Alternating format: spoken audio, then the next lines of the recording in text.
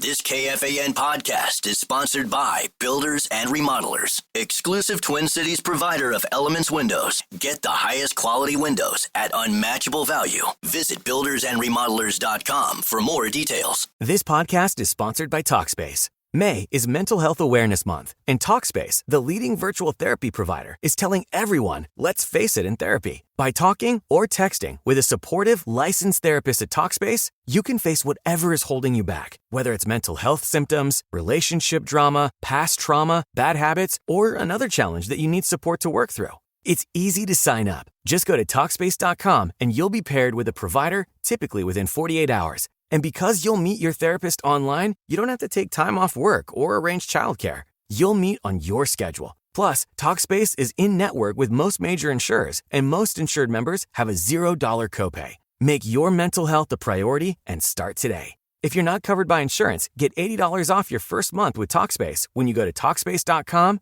and enter promo code SPACE80. That's SPACE80. To match with a licensed therapist today, go to Talkspace.com and enter promo code SPACE80. Hi, I'm Bob Pittman, Chairman and CEO of iHeartMedia. On this week's episode of Math and Magic, I'm sitting down with the one and only Bobby Bones. We're exploring the power of audio. Yeah, I don't fit into one specific hole.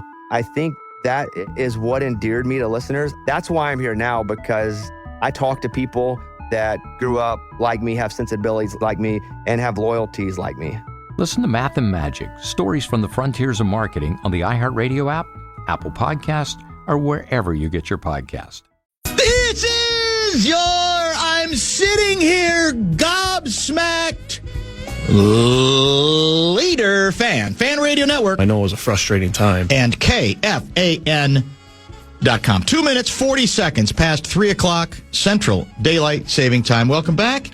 It is the day after Memorial Day edition of the Bumper to Bumper program for the year 2025. We welcome you to the festivities today. Guardsy produces the show. My name is Dan Barreiro, former Inkster and Wretch newspaper of the Twin Cities, and we are delighted that some of you, I'm guessing, are still on holiday. I think some people have the ways and means to, maybe they come back midweek. Maybe they come back Thursday. Maybe they take the whole week off after having the weekend off. I'm not sure. But a lot of you had to go back to work today. And the assumption is, if you're a Minnesota Timberwolves fan, or go to school, by the way, that you're not in a very good mood.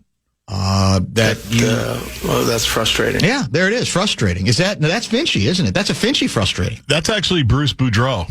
Play that one again. That's frustrating. That is Boudreau. It sounds a little like Finchy. I never thought of them the same. Their hairstyle's different. Oh, fair to say? 180. 180, yeah. Right? Yeah, very true. One tall, one not so tall. Think it's fair to say. They got a Schwarzenegger DeVito thing going on. Yeah, it could be. If you want to go twins from 1989. I'm gobsmacked that we're sitting here at 3-1 because I'm going to tell you that it's interesting how people reacted to the game number 4, in real time, and how they have taken it all in and processed it after it is over. Okay? And I think for some people, they say, come on, you guys, they weren't going to win that game. They were never really... they're playing from behind the whole way. It wasn't a huge deficit, but they're playing from behind. They're turning the ball over and over and over again, blah, blah, blah, blah, blah. And before I had put together all the stats that everybody's been talking about since, that we led the game in apparently rebounds, assists, points off turnovers, fast break points, points in the paint, second chance points, free throw attempts, free throw makes, field goal percentage, 3-point percentage, and free throw percentage, I'm thinking we got no business. It's weird what gets in your mind. I'm thinking we got no business having a chance to steal this game. But I was convinced that the opportunity was there. But I will admit, as I'm thinking it out in my head from the auxiliary media position, I'm thinking this is going to be crazy if they come back and win this game. Because the feeling as you're watching it is they're the better team. They're playing better. They're playing smarter. They're getting better shots. And then you look at the scoreboard that does have comparative stats. You say, wait a minute, we actually are leading in everything. Right. But I will tell you, I don't know what you thought, but I was convinced that this was one of those games where if you could piece together 5 straight possessions, scoring on every one of them, and maybe even 1 or 2 decent defensive stances, that you're going to end up ahead. Because in my mind's eye, again, I'm feeling like Oklahoma City's ahead, but it feels like they should be ahead. Certainly at halftime, they should be ahead by 15. And what were they ahead by? Was it 7? I want to say 7. Yeah. 6 or 7? It wasn't an extraordinary deficit at that point. And we all know that what I anticipated as being possible, thievery, did not take place. They're up by 8, 65-57. 65-57. That's the feeling I had through much of the second half, even in a game where obviously their big two were dramatically superior to our big two. There's a lot to get into regarding that particular issue, and there's even a debate that's broken out. There are about 8 debates right now. Did the Wolves offense kill them? Did the Wolves defense kill them when it mattered? Does it really matter that their big two dominated our big two when we got all the bench scoring that we had? It's almost exhausting already, the number of debates that have broken out about how to explain what took place. But I am gobsmacked. All along, you know how you get feelings in games? And I'm saying all it's going to take is Edwards going on, and not a full half tear, but like a quarter tear, where he gets, like I said, 4 straight baskets or 5 straight baskets and makes a steal. Unfortunately, that never happened. And unfortunately, the idea of maybe Julius Randle helping him out, not going to work. That was not an option because he might have played his worst game of the regular season and postseason combined. Yeah. It was a dreadful throwback Julius Randle performance, which tells you how weird sports are, that you never, ever know. The whole bit on Randle's been what? Epiphany. Figured it out. Understands how to play in this system. And it looked like he was reverting back to, Madison Square Garden days, where he wanted it all and he wanted the ball and he was going to hold on to the ball as long as he wanted. I'm not exactly sure. But that's the feeling I had. I thought there was but I was going to leave going, I have no business doing that. Look at what their big two has done. But as odd as it sounds, based on play-by-play, based on the scoreboard, it was not beyond the realm of possibility if you could make enough plays. And unfortunately, they didn't. And therefore, they did not deserve to do it. And in the end, that's still my problem with the big two. That sooner or later, in a game like that, I don't care what strategy is being deployed by the other team, you're not the big 1 or 2. If you can't find a way to deal with it, circumvent it. The way, of course, we saw Oklahoma City's top 2 players do pretty much from start to finish. Where were you on the whole issue of what you were watching and the feeling you had in your gut about who was going to win as it's playing out?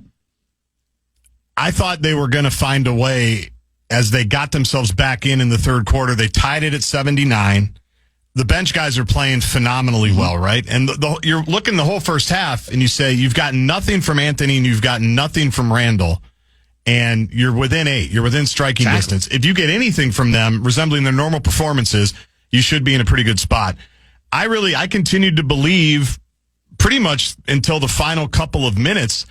And I know one of the big talking points, Dan, is that the Wolves actually, you just laid out all the categories where they won the game, but the turnovers and the second chance points and the offensive rebounds, I think to me are the 2 biggest ones. And I know that the Wolves had more second chance points, or at least more offensive rebounds, and they had more points off of turnovers. But to me, every time they got to that point of they just tied the game or they just got back within 1, it was in those moments The 79-79. I think they gave up an offensive rebound and they had a turnover, and then all of a sudden they're down 6 again.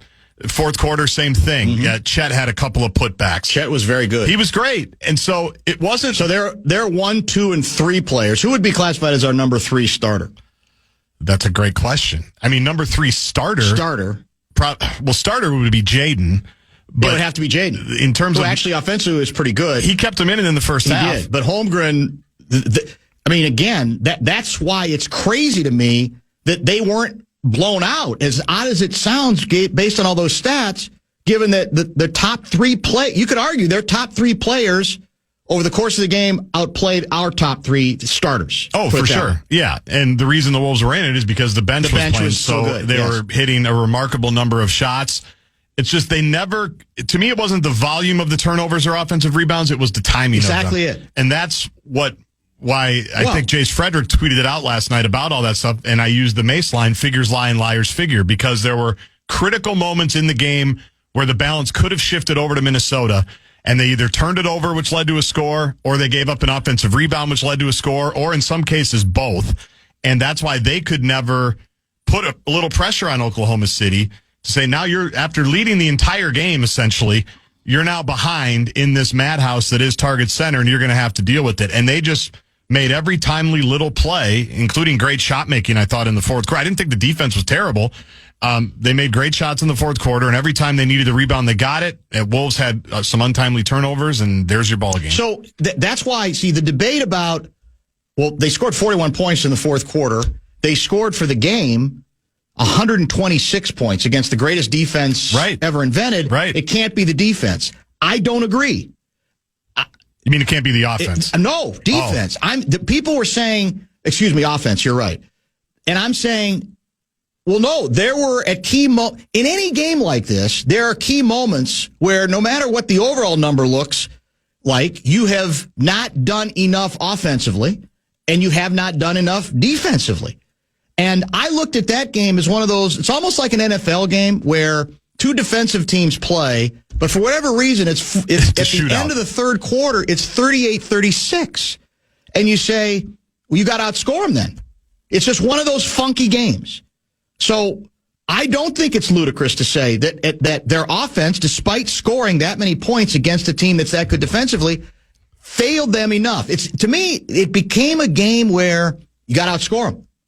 As crazy as that sounds, you're just going to have to score on basically every possession down the floor, even if that, only matches them and you try to carry the game into OT. I don't think their offense was uniformly great, even if the point total is nice. Same, with the defense, again, from a shooting percentage standpoint, we held them lower than what they held us, but there were some key open shots that this team allowed. So certainly defense is part of it. Defense is a big part of it with Anthony Edwards. But here's where I'm not buying the Kendrick Perkins theory, that Anthony Edwards made every play, and it's all about the defense. It's actually both. Anthony, let me state this as clearly as I can from my viewpoint. Anthony Edwards, if I have this number right, took 2 shots in the first half. Is that correct? Yeah. Technically, he was 1 of 2. He may have gotten fouled on one. That was the third shot. But you're right, okay. 1 of 2. And it took forever to get the first one. That can't happen. I'm sorry. You're right. That end of story. We always emphasize the second half of a game and what he was dealing with and making the right play. If any defense, even one as accomplished as theirs, can take that option, your number one option, away to that degree for 2 quarters of a game you have to win, whether it's the first and second quarters or third and fourth, then either that player is not as great yet as we want to believe. The guy wants all of it and wants to get all of it and wants to crush the opposition, or the offensive system you set up for him ain't good enough. There has to be another way. I'm sorry. Because the first half, also, if you're tied at the half, how different might that game be? It wasn't a huge lead, and the Wolves did get back in it. To a certain extent, I thought they did take a decent punch from Oklahoma City, and Oklahoma City could never create a huge gap. But the fact is, for me, that's not going to work. So, no, I'm not, unlike Kendrick Perkins, I'm not letting Anthony Edwards off the hook. I can't. That's not.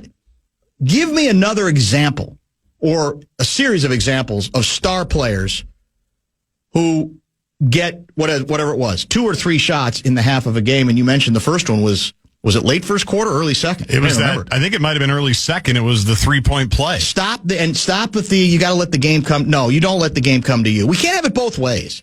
We praise Edwards when it's like he just took it. Like he did in Game 3. Yes, set the whole tone. So are there stretches where I say you got hot wing players? Keep getting them the ball. You're making the right pass when they're kind of doubling you or forcing you to make those decisions. I get that for stretches of the game. Not an entire half. Sorry. There's no excuse or explanation for that as far as I'm concerned. His first shot of the game was with 35.1 seconds to go in the first quarter. That's a driving layup, got fouled by Hartenstein and missed the free throw. And again, it wasn't like he took 10 shots in the second quarter. Obviously, he starts the second quarter usually on the bench, doesn't he, anyway? Yep. All right. Bonus bucks? We don't Not have this it week at all. Okay. Correct. All right. We're actually a little bit. What's our schedule? Actually, you know what? Let's go to 27. I was thinking, let's do it. Since we've gone as long as we have, it'll be a good opportunity to sort of reset the show and remind you that Lou Nanny, will be in studio, closed circuit between 5 and 6. Close circuit to Fallness. We're going to talk nothing but NBA playoffs with Louis. And Louis agreed to it. Yes. Because Louis's got some very strong opinions as well. He's got big thoughts on both the Western and Eastern Conference finals. 100% true. And then Double T Trent Tucker will join at 4:30 this afternoon. That'll be by telephone. Louis in studio 2 straight weeks. He has been in studio, correct? That would be 2 straight weeks, yeah. Which is, has Johnny Athletic ever been in studio 2 straight weeks? With us, no. With us. I mean, maybe to play like Password or something. Yeah, that's right. Or Initials or something like that. But no, never with us 2 straight weeks. Yeah. Again, I think it's over. I now, and I get it. You don't think of 3 games. You think of 1. It's just game 5. Yep. Take care of game 5, and then pressure goes. And, we can play that game. And that'd be great. And it would be a terrific story. It'd be great to have him back at Target Center Friday. Yeah, I don't. That's a gut punch loss last night. Yes, I mean, that takes it out of you when you're right there. You feel like you have it. But see, isn't it? Were you thinking of it the same way as I was? Because before I looked at put all these box score numbers that said we were leading in every category, I honestly, my thought was they're going to steal this game. It felt to me like if the Wolves were going to come back and win it, it'd be like thievery, like unbelievable. They actually have a shot to pull this thing off, which is contrary, obviously, to what the stats indicate, which seem to indicate, if you want to believe them, and in this case, I think you're right. I think some of them are rather deceptive. You'd say, well, Oklahoma City should feel grateful and thankful that they somehow stole this game. That, I think, I think that's getting more run. I saw somebody, I think it was Rosillo, tweet out last night that said Oklahoma City is the only team that wins that game last night. My thought the whole time was it was the game that we wanted it to be in terms of the shot making, the punches back and forth. Yes. Oklahoma City, keeping the Wolves at arm's length, the Wolves having to scratch and claw and find a way, getting great performances finally from a number of different people. And so it wasn't so much, are they going to steal this one? Are they going to hang around long enough to make enough plays down the stretch? Right. I wouldn't have considered it thievery. Okay. No, because I just thought they were playing so well. Yeah. Obviously, Ant and Randle were not, but the rest of the collection, I mean, they were into it. They were guarding. Yes. They obviously didn't rebound enough at times. To me, I just pulled it up because I mentioned they get back into the game in the third quarter and the building's on fire. You were there. You eventually tie it. DiVincenzo ties it with a 3-pointer, 79-79. Just the next 4.5 minutes, to me, tell a huge story of the ball game. They give up a rebound to Holmgren. Wallace hits a shot. Then they turn it over with a shot clock violation. Caruso hits a long 3. So now they're down 5 again. After all that, they're down 5. Gobert loses the ball. Turnover. Another turnover by Nickeil Alexander-Walker. Holmgren gets a dunk. Just like that, in 2 minutes, you're down 7 again, grinding your way back. And I thought the way the third quarter ended, when you talk about the big 2, was instructive as well because they get the ball back. They're down 5 after they get a stop. So Ant got a couple of free throws. And they're down 5 because Wallace, who hit another 3-pointer. So they're down 5. There's 26 seconds left. I've used this line a lot in the playoffs. The third quarter should be dead meat at that point. Oklahoma City should not have an opportunity to get the ball back. They're down 3, actually. And Ant gives it to Randle with like 18 seconds on the shot clock, way too early, and Randle jacks it. And then Shai Alexander, Shai Gilgeous-Alexander hits a floating bank shot is what they call it here, and it's a 5-point deficit. Like when you lose by 2, all that stuff to me adds up. Yeah, it does. And in I'm a game screaming like that. in real time. I'm like, why are they shooting? Yes. And I think that's been a trend the whole series. They've ended quarters dreadfully. Whether it was the second quarter, game 1, I think the same thing happened in game 2.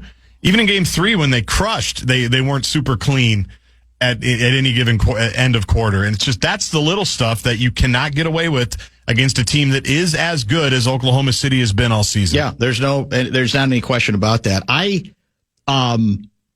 We get into this semantical game too of, well, it wasn't that the Wolves' big 2 were outscored 74-21 by OKC's big 2. It was the turnovers. It's like, well, do you understand that one thing feeds into the other? People almost seem to view turnovers as this sort of separate entity that's separate from offense and defense. Now, I'm not the brightest bulb, okay?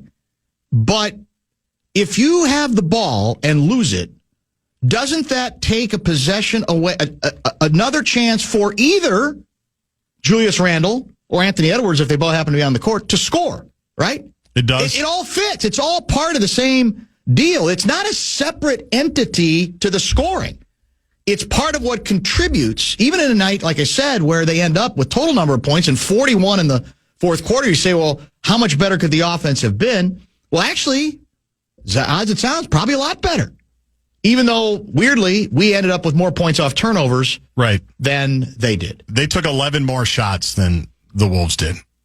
Oh, there you go. And that, I heard Horton talking about that with Jim Pete. Like that, with turnovers, with second chance opportunities, offensive boards, the whole bit. When you give a team 11 more shots, that's in a close game, which last night was for pretty much all 48. Right. That's a big difference. And a lot of it, to me, again, comes down to the timing of the rebounds, timing of the turnovers that absolutely killed them when they were playing well enough to get themselves back into it. They gave up.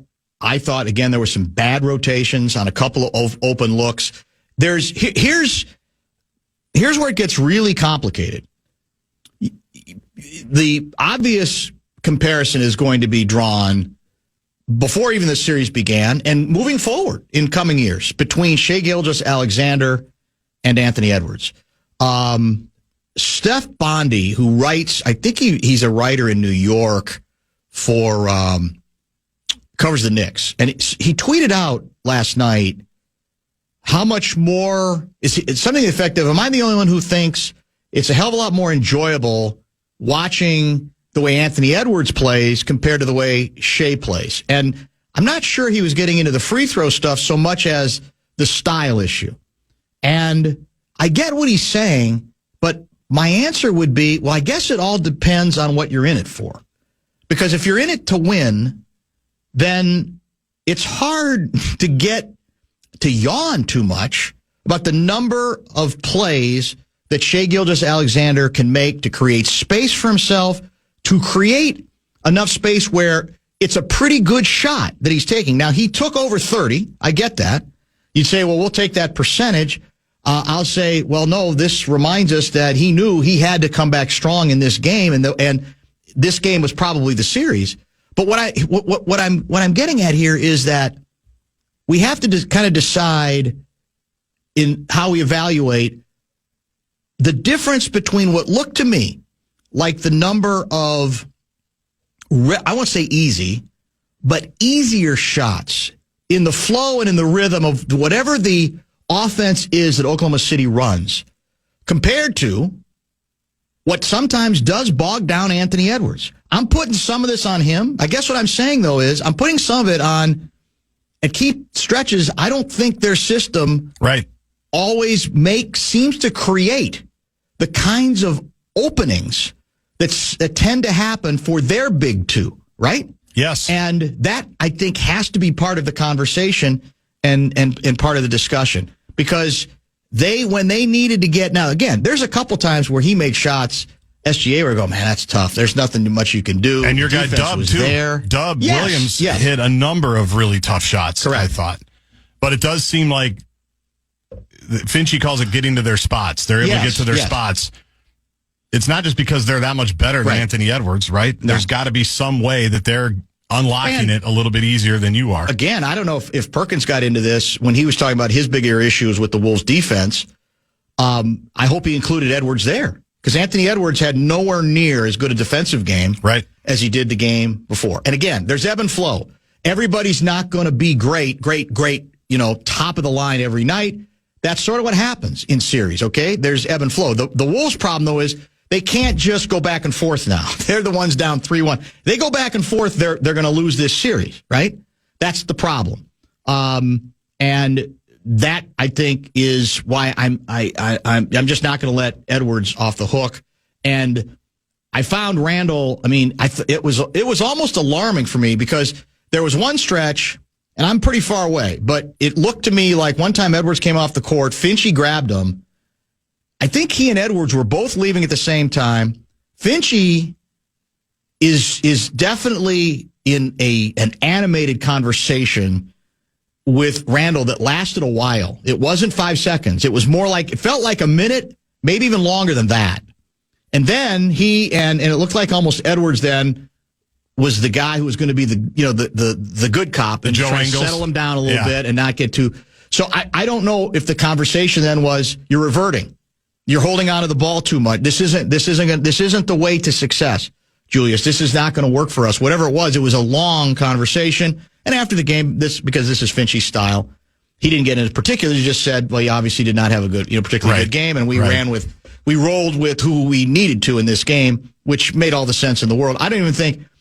Yesterday wasn't even a tough decision, right? Who you were going to go with down the stretch. You had to do what you did, what they did. You're getting games of lives from some of those guys. You gotta.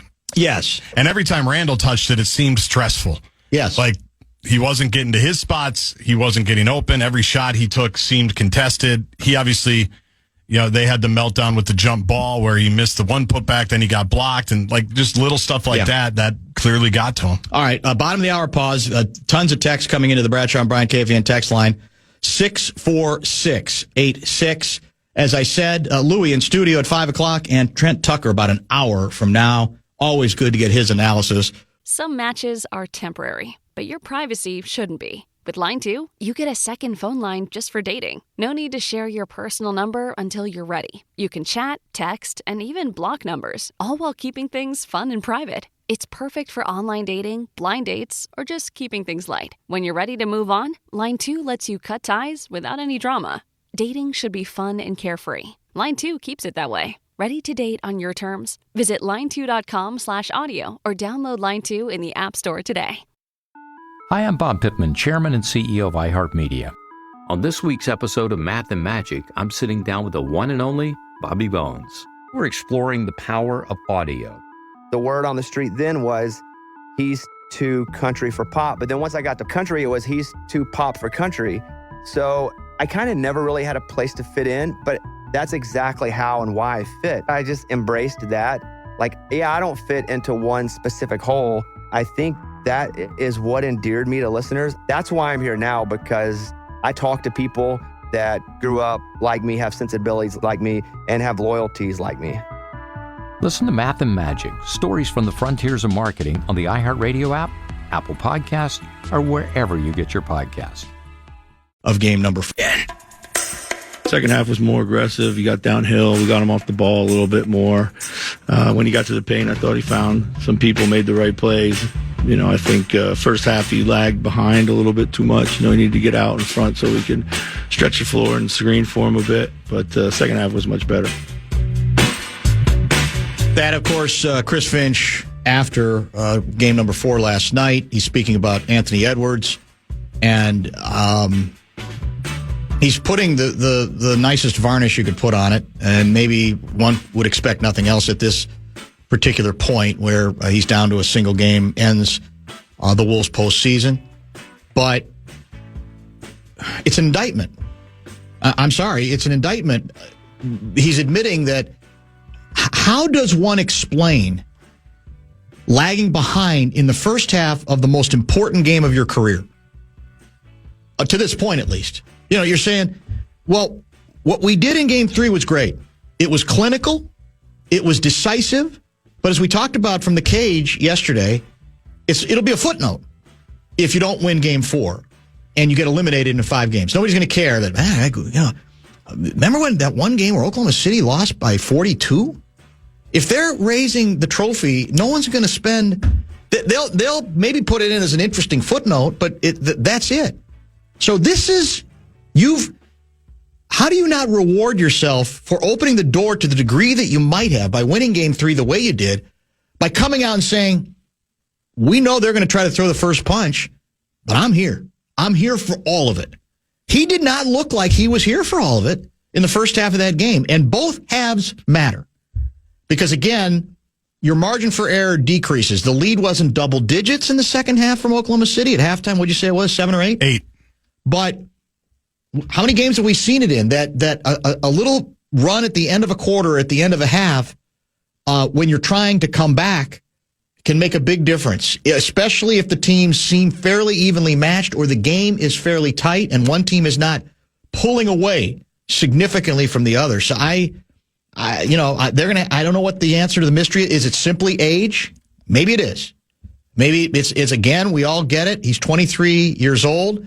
Gilgeous-Alexander is older, been around longer, I think. Although, again, we got to remember Ant started at an early age. That enters into it as well. So this is, I think, season number 5.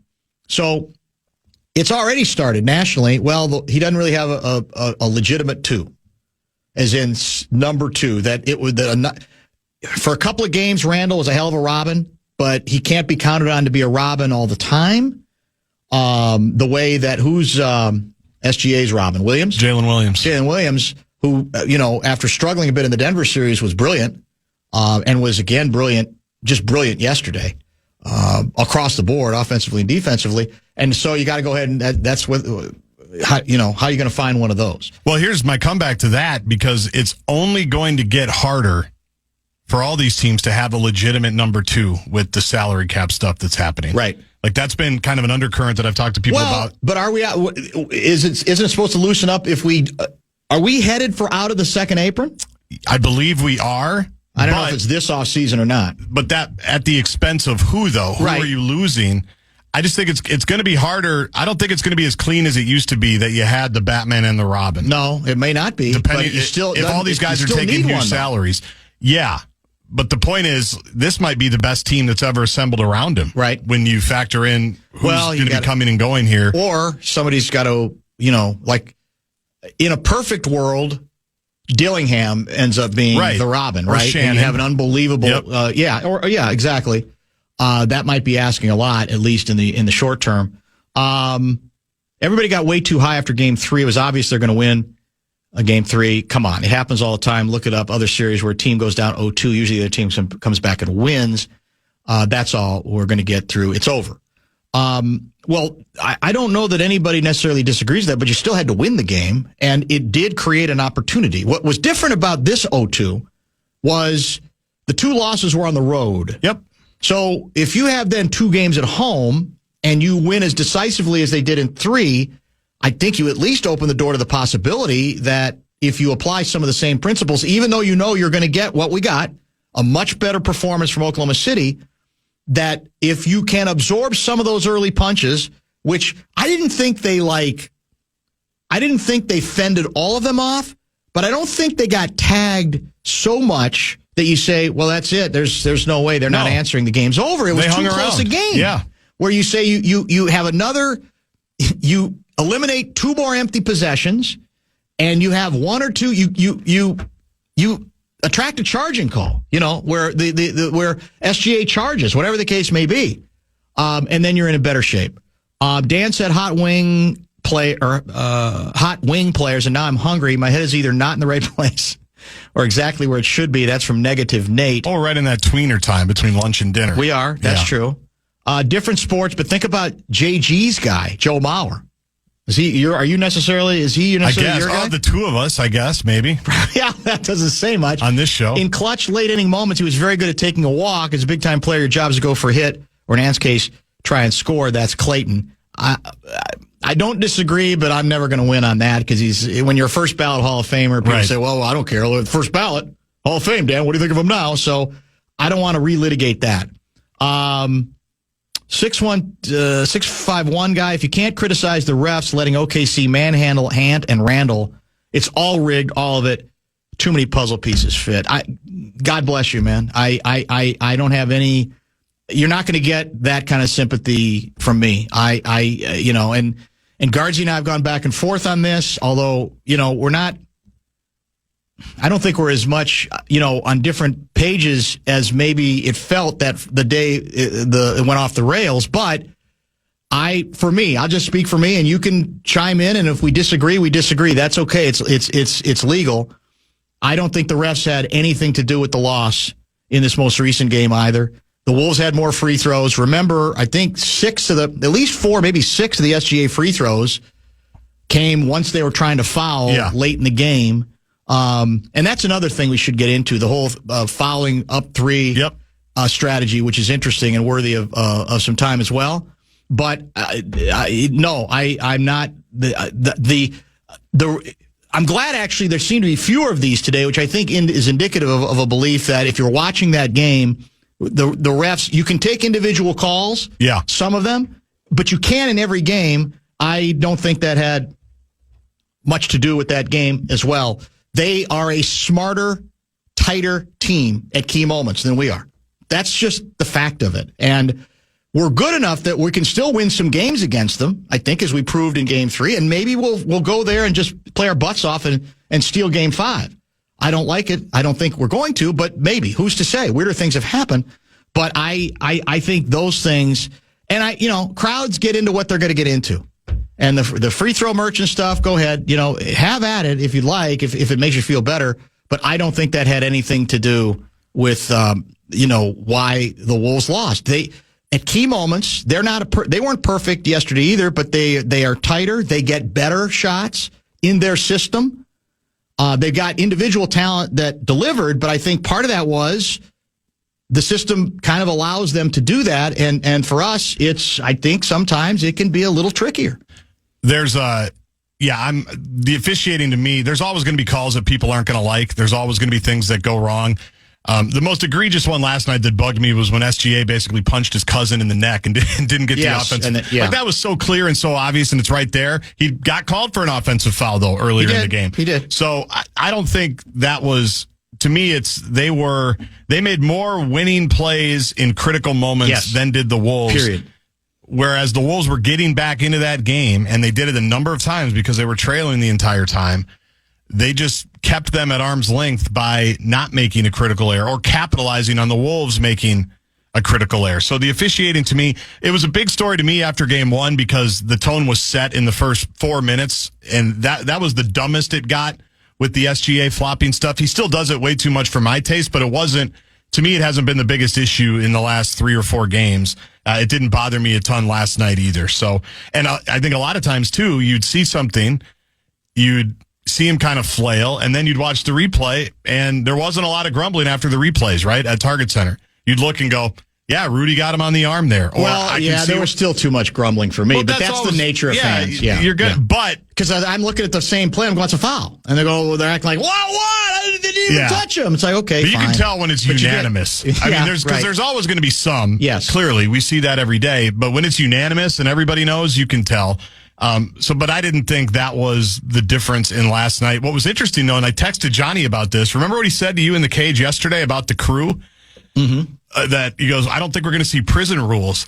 And I texted him like 5 minutes in. I go, so this isn't prison rules? Because both teams were just beating the hell out of each other. They actually were. It was pretty close to prison rules. Right? Yeah. I thought it was crazy. And then that's where it gets weird, I think, is that guys get settled in on that. And then they are calling little bumps, or they are calling little things after, like the one where Holmgren got just abused by 4 guys down on the far end. I'm just like, that's when I texted him. I go, so this isn't the prison yard. He was good, man, and he knows his role. I haven't always loved him, like some of his finishing. Although he's very young and he's had injuries. You got to factor that. It's not like he's been playing in the NBA for 10 years. He's played about a year and a half. Honestly, for what they need and for what he contributed yesterday, there are a couple guys about 10 rows in front of me right on the aisle in Holmgren jerseys, and I almost wondered if they were like relatives of his. Yeah, because no one else cares gents, that he's from Minnesota. No, older gents, and they had a right to be proud, man. He was very good, and big rebounds, big block on Jaden late, 100%, and a couple of nice drives to the basket. He's already got pretty damn good footwork, obviously, for a big man in terms of going to the basket. Let's stay on schedule. I want to get back to the aesthetics of fouling, not whether it's the proper thing to do by Oklahoma City, but the aesthetics of we're going to keep fouling when we're up 3 and we know you need a 3. What we make of it, and if there's anything that can be done. Hi, I'm Bob Pittman, Chairman and CEO of iHeartMedia. On this week's episode of Math and Magic, I'm sitting down with the one and only Bobby Bones. We're exploring the power of audio. The word on the street then was he's too country for pop. But then once I got to country, it was he's too pop for country. So I kind of never really had a place to fit in, but that's exactly how and why I fit. I just embraced that. Like, I don't fit into one specific hole. I think that is what endeared me to listeners. That's why I'm here now, because I talk to people that grew up like me, have sensibilities like me, and have loyalties like me. Listen to Math and Magic, stories from the frontiers of marketing on the iHeartRadio app, Apple Podcasts, or wherever you get your podcasts. About it, stay. A lot of it comes from Shea. We committing to him in certain areas, trying to make it tough on him. But what that's doing is putting us in rotation. So when he shoots, you're not necessarily boxing out your man. You got to find the nearest body.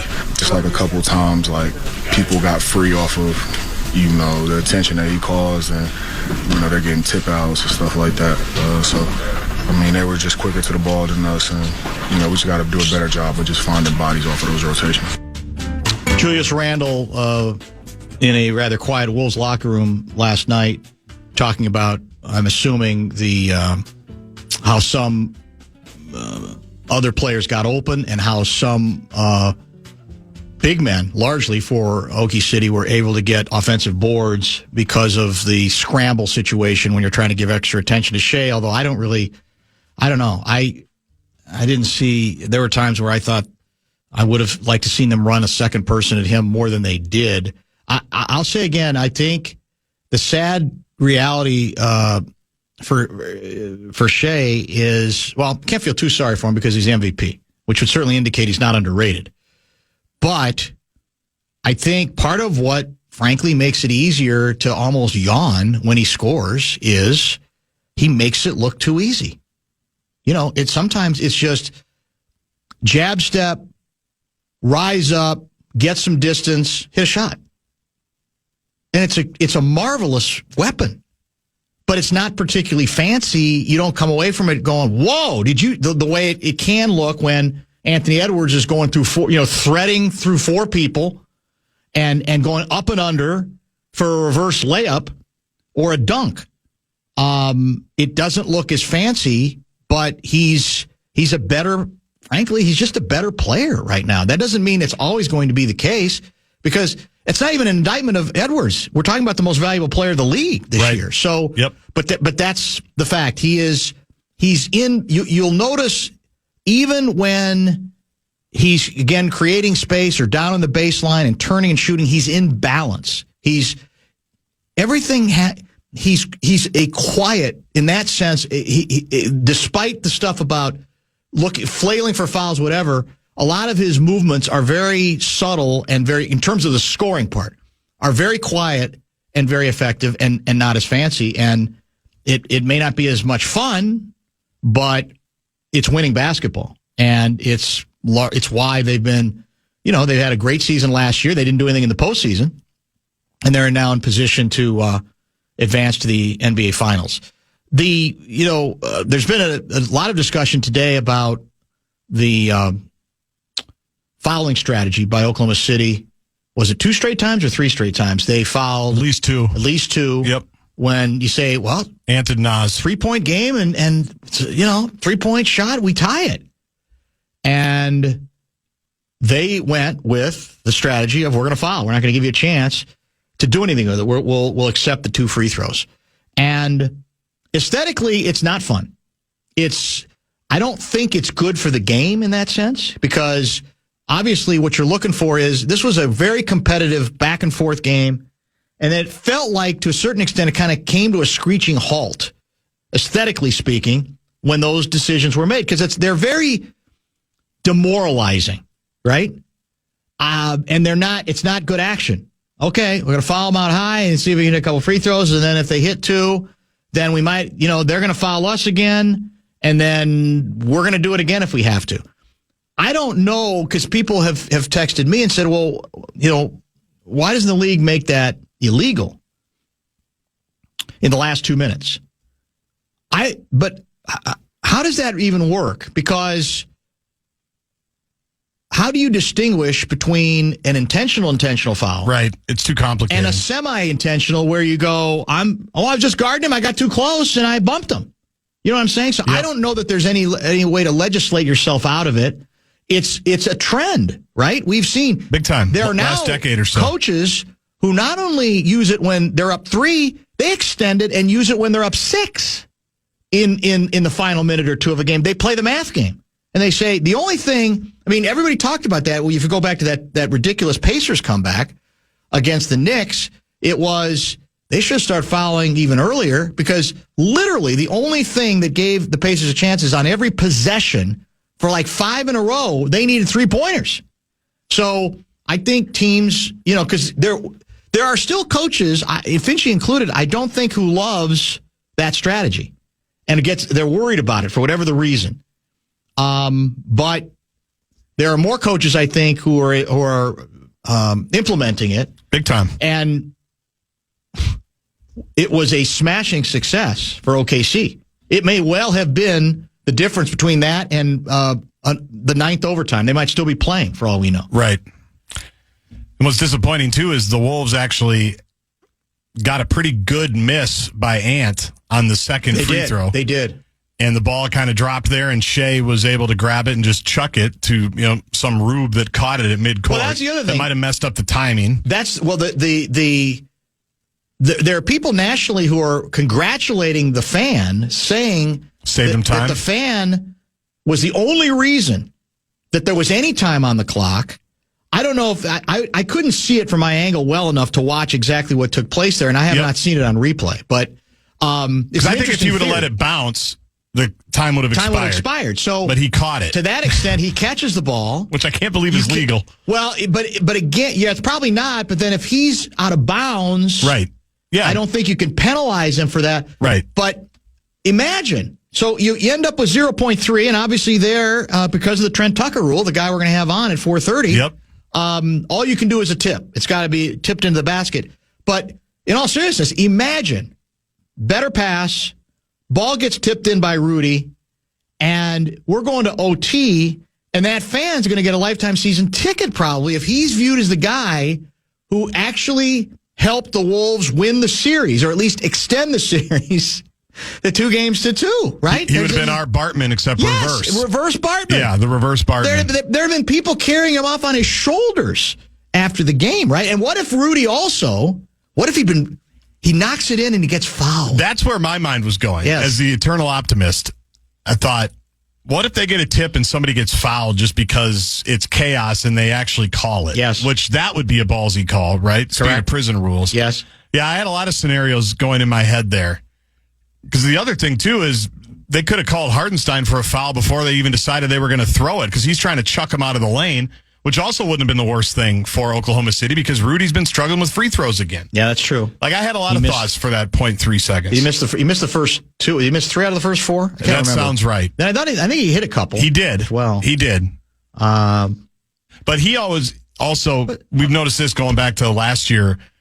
When the other team's making a run, more often than not, it feels like he gets the ball and gets fouled. Like when they need to score, the Wolves. Yes. And then the 1 out of 2 or 0 out of 2 is even more deflating. It's like, we're already down 7. Right. We're trying to get this thing going. You run a good play. Rudy gets fouled.